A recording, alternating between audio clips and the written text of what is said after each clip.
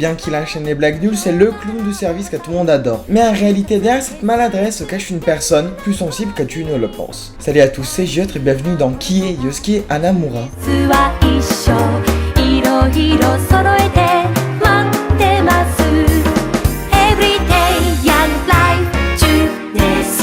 Ah Yosuke, qu'est-ce qu'il est drôle, qu'est-ce qu'il est sympa. Certes il est un peu bête mais qu'est-ce qu'on l'aime. Pourtant derrière cette façade se cache une personne beaucoup plus émotive que tu ne le penses. Avant de parler de Yosuke dans le jeu, attardons-nous sur son manga Persona 4 The Magician. Une œuvre entièrement consacrée sur la vie de Yosuke avant l'éveil de sa persona. Dans le manga on peut voir que sa personnalité n'a pas changé d'un poil. Toujours le même, à enchaîner les blagues, à essayer de se donner un style le plus cool possible. Même si bon, il y arrive pas trop. Le jour de son départ, alors qu'il porte les derniers cartons, il tombe sur Katsuragi, un ami avec qui il a très peu parlé en tête-à-tête. Cela lui fait bizarre de partager un moment en tête-à-tête avec lui juste avant de partir. Une fois à Inaba, c'est la douche froide. Il ne s'y plaît pas, il y a strictement rien à faire. Et comme à son habitude, quand il va se présenter devant la classe, il n'hésite pas à faire des blagues qui n'ont juste pas marché. Parce que bon, qui veut venir te voir pour connaître ton poids? Enfin bref, nous sommes le jour du festival du lycée. Yosuke prend sa pause après avoir travaillé avec sa classe. Mais à chaque fois qu'il surprend une conversation, on l'appelle toujours le fils du gérant de Junes. Tout le monde lui lance des regards noirs à cause de Junes qui détruit peu à peu les commerces locaux. Pour ne plus entendre ses remarques négatives, il se réfugie sur le toit, un endroit isolé du monde où il peut enfin se reposer.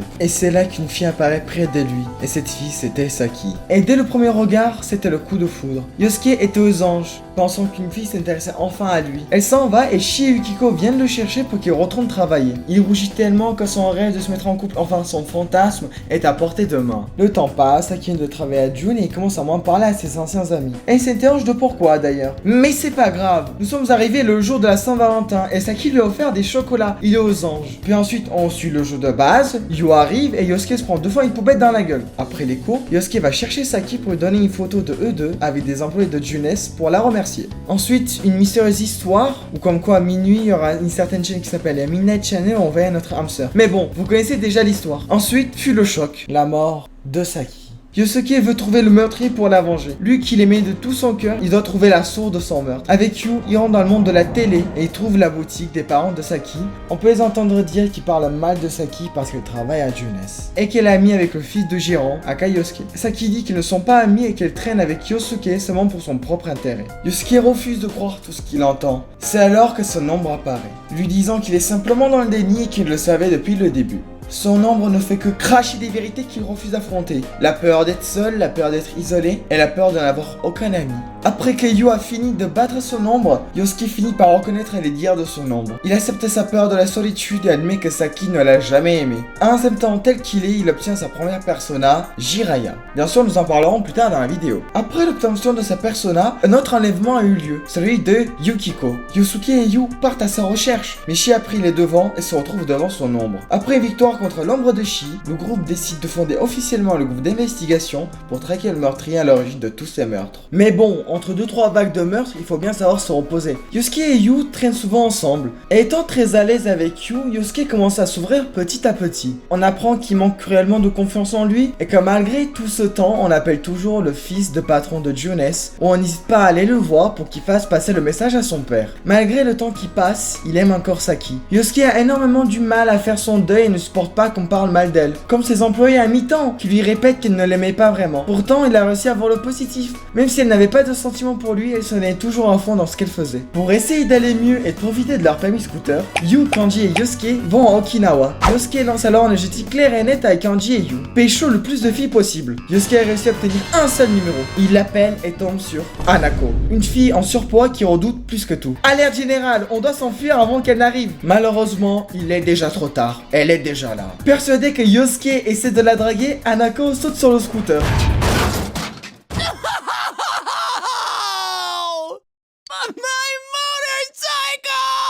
Malheureusement, le scooter ne faisait pas le poids face à l'incroyable Hanako et finit en 1000 morceaux. Yosuke devra monter à dos de Kanji, très triste de cette énorme défaite, avec 0 fille et un scooter cassé au compteur. Mais ce n'est pas ceci qui va réussir à rendre Yosuke plus heureux. Il subit encore le deuil de Saki. Puis un jour, il explose. Il ne comprend pas pourquoi c'est elle qui est morte et non pas une autre personne. Il a encore du mal à accepter sa mort. Yu, pour le réconforter, il prend Yosuke dans ses bras. Petit instant anecdote, le saviez-vous, dans les fichiers du jeu, nous avons des dialogues par son doubleur anglais Yuri Lowenthal, comme quoi on aurait pu être en couple avec Yosuke. Don't go. I like you. Mais à cause du Japon qui voyait mal ceci, Atlus l'ont tout simplement supprimé. C'est dommage de se dire qu'on peut avoir notre première relation homosexuelle avec deux goats en plus. Bref, revenons à la fin de son SL. Yusuke adore Inaba maintenant. Et en plus de cela, il a plein d'amis sur qui il peut compter en cas de besoin. C'est devenu son nouveau chez-soi. Il continue d'être heureux malgré les regards noirs qu'on peut lui lancer de temps en temps. Yosuke commence par avouer qu'il était jaloux de Yu parce qu'il était tout simplement parfait. Il est le premier à avoir eu sa persona. Il est le plus courageux et celui qui ose faire le plus de choses sans se soucier des regards des autres. Il veut que ses jalousies se cessent. Il propose alors à Yu un combat pour se faire pardonner d'être une ordure égoïste qui ne pense qu'à lui-même. Les deux sont à terre, mais le grand gagnant de cette bataille est Yosuke. Il a réussi à faire le deuil de Saki, à mieux se connaître, et la chose la plus importante qui soit, c'est qu'il a gagné une personne qui peut suivre jusqu'à la mort. C'est ainsi que sa personnage Jiraiya évolue en Susanoo.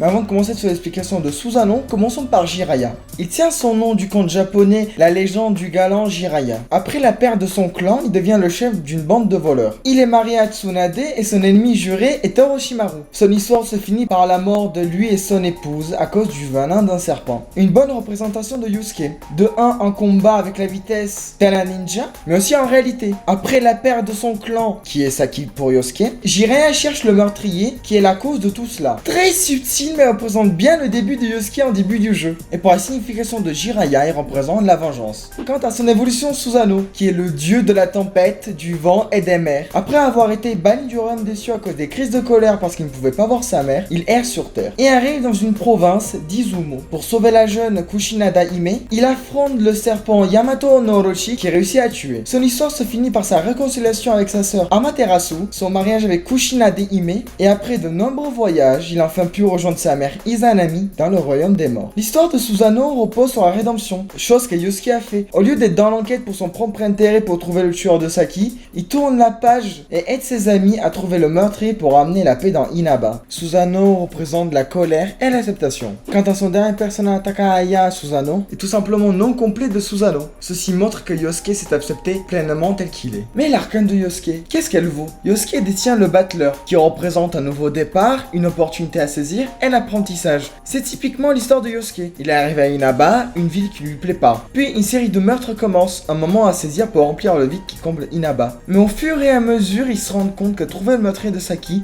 ne va pas le rendre heureux et décide de faire le deuil de Saki. Juste bravo, toute la représentation d'une seule arcane gâchée derrière un seul personnage. Chapeau Atlus. Mais bon, plus besoin de s'inquiéter pour tous ces meurtres. On a trouvé le meurtrier, Namatame. Plus rien ne peut arriver de mal.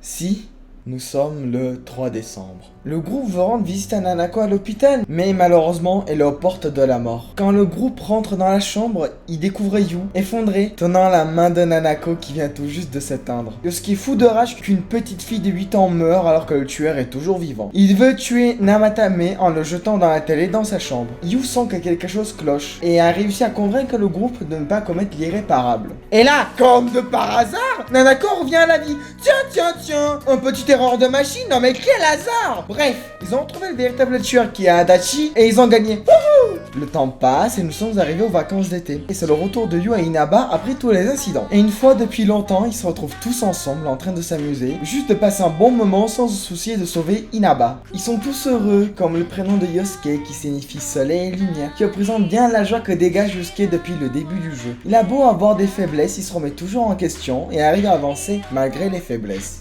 Today, I'm running around Inaba with a pack of wild lesbians. Let's go, lesbians! Let's go! Yeah, I kissed him. So what? Maybe I'm gay, or maybe I love him, or maybe both. Maybe I'm just heteroflexible. Let's go,